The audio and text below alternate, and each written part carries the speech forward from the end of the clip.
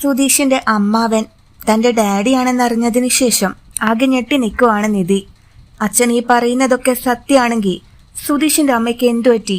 അവരെങ്ങനെയാ അച്ഛൻ മരിച്ചത് എന്ന് നിധി ചോദിക്കുകയാണ്. അവൾ മരിച്ചെന്ന് മോളുടെ അച്ഛനല്ലേ പറഞ്ഞത്? അതുമാത്രമല്ല, എന്റെ ഭാര്യയെ കഴുത്ത് ഞെരിച്ചു കൊന്നത് ഈ ഞാനാണത്രേ. അതും പറഞ്ഞ് എന്നെ അയാൾ കള്ളക്കേസ് കൊടുത്ത് ജയിലാക്കി. ചെയ്യാത്ത കുറ്റത്തിന് ഞാൻ ജയിലിൽ കിടന്ന് അനുഭവിച്ചു. 3 വർഷം കഴിഞ്ഞപ്പോ ഞാൻ നിരപരാധിയാണെന്ന് തെളിഞ്ഞ് കോടതി എന്നെ വെറുതെ വിട്ടുമോളെ എന്ന് ഭാസ്കരൻ പറഞ്ഞു കൊടുക്കുവാണ്. എന്റെ അച്ഛൻ ഇത്രയും ക്രൂരനായിരുന്നോ? പിന്നീട് സുധീഷിന്റെ അമ്മയ്ക്ക് എന്താ സംഭവിച്ചതെന്ന് നിങ്ങളാരും പോയി തിരക്കിയില്ലേ എന്ന് നിധി ചോദിക്കുവാണ്.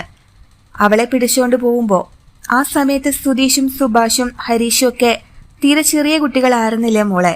അവർക്കിതിനെപ്പറ്റി ഒന്നും അറിവില്ലല്ലോ. മോളുടെ അച്ഛനാണ് നമ്മുടെ അമ്മയെ ഇല്ലാതാക്കിയെന്നറിഞ്ഞ അവര് പിന്നെ അയാളെ വച്ചേക്കില്ല.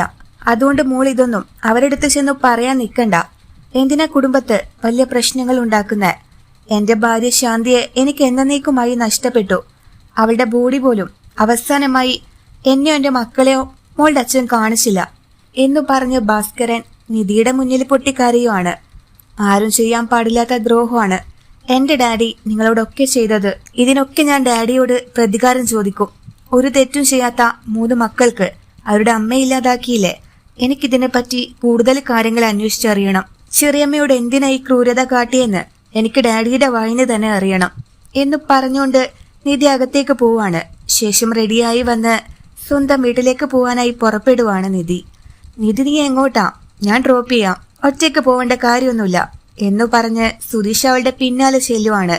നിക്ക്, ഈ കാര്യത്തിന് ഞാൻ ഒറ്റയ്ക്ക് പോയാ മതി. സുധീഷ് ഇപ്പൊ എന്റെ കൂടെ വരണ്ട, ഞാൻ എന്റെ സ്വന്തം വീട്ടിലേക്കാ പോകുന്നേ എന്ന് നിധി പറയുമ്പോ, ആ നശിച്ച വീട്ടിലേക്ക് ഇനി ഒരിക്കലും കയറി പോവില്ലെന്നല്ലേ നിധി എന്നോട് പറഞ്ഞ്?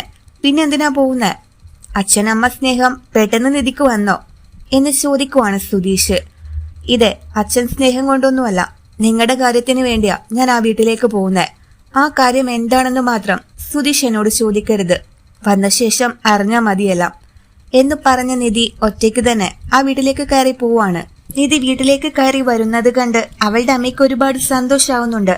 മോളെ ഇപ്പോഴെങ്കിലും നിനക്ക് അമ്മയൊന്ന് കാണാൻ തോന്നിയാലോ? ഇനി ഞാൻ എന്റെ മോളെ എങ്ങോട്ടും വിടില്ല. ആ 5 ആണുങ്ങൾ താമസിക്കുന്ന വീട്ടില് എന്റെ മോളിനി താമസിക്കരുത് എന്നു പറഞ്ഞ് അമ്മ നിധിയെ ചേർത്ത് പിടിക്കുവാണ്. എന്നാ നിധിയാണെങ്കിൽ അമ്മയുടെ കൈ തട്ടി മാറ്റിക്കൊണ്ട്, മതിയാക്കും അമ്മി, നിങ്ങളുടെ സ്നേഹം കണ്ട് മനസ്സലിഞ്ഞിട്ടൊന്നുമല്ല ഞാനിങ്ങോട്ട് വന്നത്. എനിക്ക് ചില സത്യങ്ങളൊക്കെ അറിയാനുണ്ട്. ഈ ഫോട്ടോയിൽ കാണുന്ന സ്ത്രീ അവരെന്റെ ആരാണ്? അമ്മയുമായി അവർക്കെന്താ ബന്ധം? അതോ അച്ഛനുമായിട്ടോ എന്നൊക്കെ നിധി ചോദിക്കുവാണ്. അതുമോളെ, ഈ ഫോട്ടോ നിന്റെ കയ്യിൽ എങ്ങനെ വന്നു? നിന്റെ അച്ഛന്റെ ഒരേ ഒരു അനിയത്തിയെ ഇവര്, പേര് ശാന്തി, മരിച്ചുപോയി വർഷങ്ങളായി എന്നമ്മ പറയുമ്പോ, മരിച്ചുപോയെന്നോ അതോ എന്റെ ഡാഡി കൊന്നതോ? എന്നിട്ട് പാവം സുധീഷിന്റെ അച്ഛന്റെ തലയിൽ വച്ചു കെട്ടിയല്ലേ?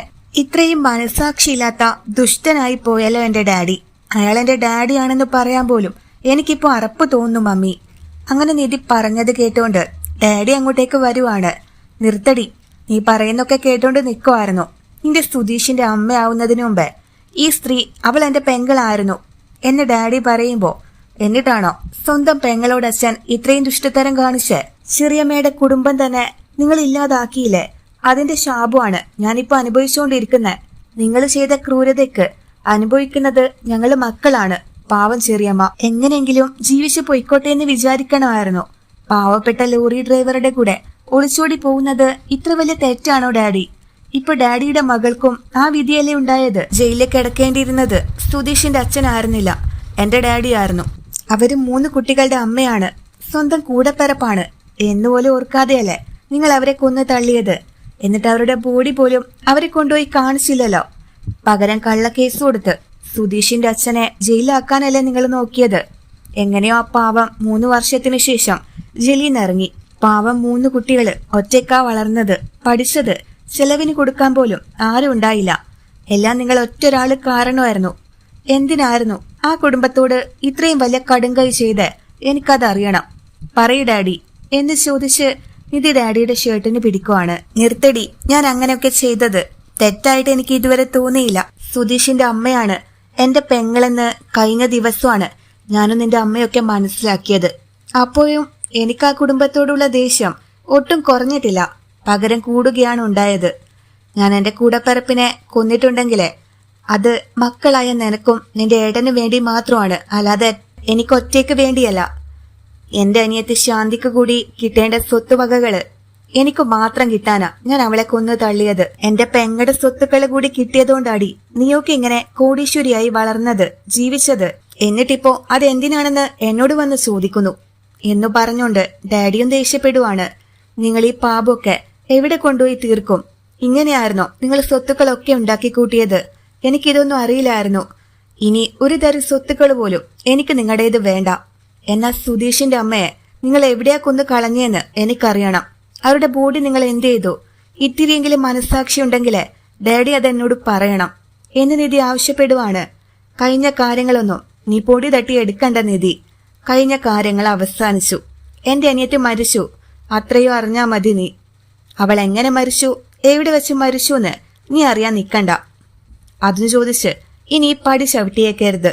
നിനക്ക് ഈ വീട്ടിൽ താമസിക്കണമെങ്കിൽ എപ്പോ വേണമെങ്കിലും വരാം. പക്ഷെ അത് ആ സുധീഷിനെ ഉപേക്ഷിച്ചുകൊണ്ടായിരിക്കണം. അല്ലാതെ അവന്റെ അമ്മയുടെ കാര്യം തിരക്കി ഇങ്ങോട്ട് വന്നാല് ഞങ്ങളാരും നിന്നെ സ്വീകരിക്കില്ല.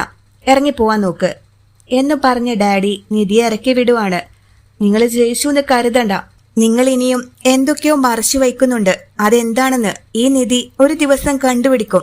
എല്ലാത്തിനും നിങ്ങളെ കൊണ്ട് ഞാൻ മാപ്പ് പറയിച്ചിരിക്കും എന്ന് വെല്ലുവിളിച്ചുകൊണ്ട് നിധി ആ വീട്ടിൽ നിന്ന് ഇറങ്ങി പോവാണ്. വീട്ടിൽ തിരിച്ചെത്തിയുടൻ നിധിയുടെ അടുത്തേക്ക് സുധീഷ് ഓടി വരുവാണ്. എന്തായി നിധി, പോയ കാര്യങ്ങളൊക്കെ?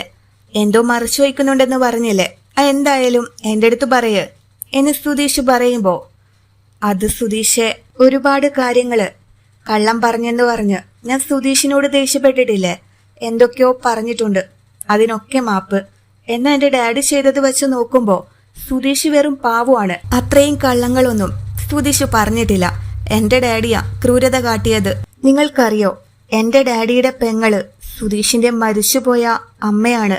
എല്ലാം സുധീഷിന്റെ അച്ഛനാ എന്റെ അടുത്ത് വന്നു പറഞ്ഞേ എന്ന് നിധി പറയുമ്പോ, നിനക്കെന്താ നിധി, വീട്ടിൽ പോയി വന്ന ശേഷം വട്ടുപിടിച്ചോ? ഞാൻ പറയുന്നതിനേക്കാൾ കൂടുതല് കള്ളം പറയാനപ്പോ നിധിക്കും അറിയാലേ എന്ന് സുധീഷ് ചോദിക്കുവാണ്. ഞാൻ പറഞ്ഞത് കള്ളമല്ല സുധീഷ്, സത്യമാണ്. വേണമെങ്കിൽ നിങ്ങള് അച്ഛന്റെ അടുത്ത് പോയി ചോദിച്ചോ, അപ്പൊ വിശ്വാസമാവുമല്ലോ. സുധീഷിന്റെ അമ്മയെ കൊന്നത് എന്റെ സ്വന്തം ഡാഡിയാ എന്ന് നിധി പറഞ്ഞത് കേട്ട് സുധീഷ് ആകെ ഞെട്ടിപ്പോവാണ്. നിധി, നീ എന്താ പറഞ്ഞു വരുന്നത്? അയാൾ എന്റെ അമ്മാവനാണെന്നോ? നിധിയുടെ ഡാഡിയാണോ എന്റെ അമ്മയെ കൊന്നത്? എങ്കിൽ ഞാൻ ഇനി നോക്കി നിൽക്കില്ല. ഒറ്റ വെട്ടിന് ഞാൻ അയാളെ തീർക്കും. എന്റെ അമ്മയെ കൊന്നിട്ട് അയാൾ അങ്ങനെ സുഖിച്ച് ജീവിക്കണ്ട എന്ന് പറഞ്ഞ് സുധീഷ് അങ്ങോട്ടേക്ക് പോവാൻ ഒരുങ്ങുമ്പോ നിധി അവനെ തടയുവാണ്. വേണ്ട സുധീഷ്, എന്റെ ഡാഡിയോടുള്ള സ്നേഹം കൊണ്ടൊന്നുമല്ല ഞാൻ ഈ പറയുന്നത്. സുധീഷിന്റെ കുടുംബത്തിന് നിങ്ങളുടെ അമ്മയെ നഷ്ടപ്പെട്ടു. ഇനി സുധീഷ് കൂടി ജയിലായ ഈ കുടുംബത്തിന് അത് താങ്ങാനാവില്ല. അത് ഞാൻ കാരണം. അച്ഛനോട് പ്രതികാരം ചെയ്യേണ്ടത് ഇങ്ങനെയല്ല. എല്ലാ തെറ്റുകൾക്കും ഡാഡിയോട് പകരം ചോദിക്കാൻ പോവേണ്ടത് സുധീഷല്ല, മകളായ ഞാനാണ്. എന്നാലേ ഡാഡി അടങ്ങൂ. അതുവരെ സുധീഷ് ഒന്നും മിണ്ടാതിരുന്നാൽ മാത്രം മതി എന്ന് നിധി റിക്വസ്റ്റ് ചെയ്തപ്പോ സുധീഷ് സമാധാനായിരിക്കുവാണ്. അടുത്ത ദിവസം നിധിയുടെ ഡാഡി ഫോണിലൂടെ സംസാരിക്കുന്നതൊക്കെ അവളുടെ ഏട്ടത്തി ഒളിച്ചു നിന്നും കേൾക്കുന്നുണ്ട്. അത് കേട്ടപ്പോ തന്നെ അവര് നിധിക്ക് ഫോൺ ചെയ്യുവാണ്. എന്താ ഏട്ടത്തി ഈ സമയത്ത് എന്ന് നിധി ചോദിക്കുമ്പോ, മോളെ, നിന്റെ ഡാഡി ഫോണിൽ ആരോടും സംസാരിക്കുന്നത് ഞാൻ ഒളിച്ചു നിന്ന് കേൾക്കുമായിരുന്നു. ഡാഡി സുധീഷിന്റെ അമ്മയെ കൊന്നിട്ടില്ല. അവരാരും അറിയാതെ അമ്മ എങ്ങോട്ടോ മാറ്റി താമസിപ്പിച്ചിരിക്കുക, ആരും അറിയാത്ത സ്ഥലത്തേക്ക് എന്ന് ഏട്ടത്തി പറഞ്ഞത് കേട്ട് നിധി ആകെ ഞെട്ടി നിൽക്കുവാണ്. ഏട്ടത്തി പറഞ്ഞതൊക്കെ സത്യാണോ? അച്ഛൻ അങ്ങനെ തന്നെയാണോ സംസാരിച്ചേ? സുധീഷിന്റെ അമ്മയെ കൊന്നിട്ടില്ലെങ്കിൽ പിന്നെ അമ്മ എങ്ങോട്ടാ മാറ്റി താമസിപ്പിച്ചിരിക്കുന്നേ എന്ന് നിധി ചോദിക്കുവാണ്. അതൊക്കെ നിന്റെ ഡാഡിക്ക് മാത്രമേ അറിയൂ. ഏതായാലും അവർ ഈ നാട്ടിലല്ല, ദൂരെയുള്ള എങ്ങോട്ടേക്കുമാണ് അവരെ മാറ്റിയിരിക്കുന്നേ, അതെനിക്കറിയില്ല എന്ന് ഏട്ടത്തി പറയുമ്പോ, ഇനിയും ഏട്ടത്തി ഡാഡിയെ വാച്ച് ചെയ്യണം. ഡാഡി ആരോടൊക്കെ സംസാരിക്കുന്നു, എന്തൊക്കെ സംസാരിക്കുന്നു എന്നൊക്കെ കേട്ട് എന്നെ വിളിച്ചറിയിക്കണം. ഇതിന്റെ പേരില് ഏട്ടത്തിക്ക് ഒരു പ്രശ്നം ഉണ്ടാവാതെ ഈ നിധി നോക്കിക്കോളാം എന്ന് പറയുവാണ് നിധി. ശരി മോളെ, സുധീഷിന്റെ അമ്മയെക്കുറിച്ച് എന്തെങ്കിലും സൂചന കിട്ടിയാ ഞാൻ ഉടനെ അത് മോളെ അറിയിക്കാം എന്ന് പറഞ്ഞ ഏട്ടത്തി കോൾ കട്ട് ചെയ്ത് പോവാണ്. നിധിയാണെങ്കിൽ സന്തോഷം പങ്കുവയ്ക്കാനായി സുധീഷിനെയും അച്ഛനെയും മാറ്റി നിർത്തുവാണ്. ഏട്ടത്തി ഇന്നെ വിളിച്ചിട്ടുണ്ടായിരുന്നു. നിങ്ങളുടെ ഭാര്യ മരിച്ചിട്ടില്ല അച്ഛാ, ഇപ്പോഴും എന്റെ ചെറിയമ്മ ജീവനോടെയുണ്ട്. സ്വന്തം കൂടപ്പിറപ്പായ അച്ഛൻ അവരെ കൊന്നിട്ടില്ല. ദൂരെ എവിടെയോ മാറ്റി താമസിപ്പിച്ചിരിക്കുവാത്രേ. അത് ഞാൻ ഉടനെ കണ്ടുപിടിച്ച് ചെറിയമ്മയെ അച്ഛന്റെ കയ്യിൽ ഏൽപ്പിച്ചിട്ട് ഈ നിധി ഈ വീട് വിട്ടു പോവൂ. അത് ഞാൻ ഈ അച്ഛന് തരുന്ന വാക്കാണ് എന്ന് നിധി പറഞ്ഞത് കേട്ട് ഭാസ്കരൻ നിധിയുടെ കയ്യിൽ പിടിച്ച് കരയുവാണ്. നോക്കടാ സുധീഷ്, ഇതുപോലൊരു മോളെ കിട്ടിയ ഞാൻ എത്ര ഭാഗ്യവാനാണെന്ന്. എന്റെ ഭാര്യ ശാന്തി ജീവനോടെ ഉണ്ടെന്ന് ഇവള് കണ്ടുപിടിച്ചില്ലേ, അത് തന്നെ വലിയ സന്തോഷം. ഈ ഉപകാരം ഞാൻ ഒരിക്കലും മറക്കില്ല മോളെ എന്നു പറഞ്ഞ് ഭാസ്കരൻ കരയുമ്പോ നിധി അയാളെ സമാധാനിപ്പിക്കുവാണ്. അത് കണ്ട് സുധീഷ്, നിധി, നീ കാരണം ഞങ്ങളുടെ കുടുംബത്ത് ഞങ്ങളുടെ അമ്മയെ തിരിച്ചു കിട്ടുമല്ലോ. ഞാനിത് ഏട്ടനോടും അനിയന്മാരോടൊക്കെ പോയി പറയട്ടെ എന്നു പറഞ്ഞ് പോവാൻ നിൽക്കുവാണ്. സമയാവുമ്പോ പറഞ്ഞാ മതി, അവർക്കത് സർപ്രൈസ് ആവില്ലേ. നിങ്ങളുടെ അമ്മയെ മുന്നിലെത്തിക്കുമ്പോ അവരറിഞ്ഞാ മതി. അതുവരെ സുധീഷും അച്ഛനും ഒക്കെ ഈ രഹസ്യം ആരോടും പറയാൻ പോവണ്ട.